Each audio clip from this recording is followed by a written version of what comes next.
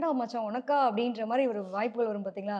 அடிச்சான் பாரு சிக்ஸர் அப்படிங்கிற மாரி திடீர் திடீர் வாய்ப்புகள், திடீர் திடீர் அதிர்ஷ்டங்கள் எப்படிங்கலாம் கிடைக்கக்கூடிய அமைப்பு யாருக்கு இருக்கு அப்படின்னா, துலாத்துல பிறந்தவங்களுக்கு உண்டு.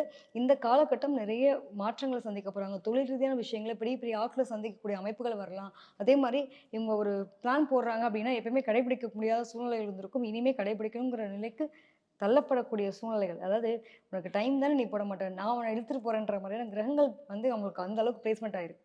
ஸோ "நீ கிளம்பு, ஓடு, ஓடுன்ற" மாரி விரட்டக்கூடிய நிலை இருக்கு. ஏன்னா, ராகு ஒரு வீட்ல பாம்பு இருந்தா என்னங்க பண்ணும்? நம்ம நிம்மதியா இருக்க முடியுமா?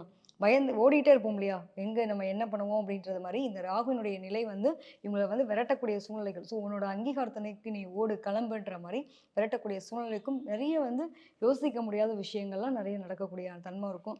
அதாவது பல நாள் உறவுகள், அதாவது எங்களோட உறவுகள் மத்தியில பார்த்தீங்கன்னா, யாரு கூடயும் ஒரு இணக்கமான நிலை இல்ல அப்படின்னா, இந்த உறவுகள்லாம் திரும்பி யாரெல்லாம் உங்கள பகச்சாங்களோ, அவங்க மூலமா உங்களுக்கு திருப்பி இல்லங்க எங்களோட நிலைமைய புரிஞ்சுட்டோம். நீங்க உங்களுடைய வேல்யூபிள் என்னன்றது எங்களுக்கு தெரியுதுன்ற மாரி, ஒரு திருப்பி ஒரு ஈர்ப்பு தன்மைக்கு வரக்கூடிய நிலை இருக்கலாம்.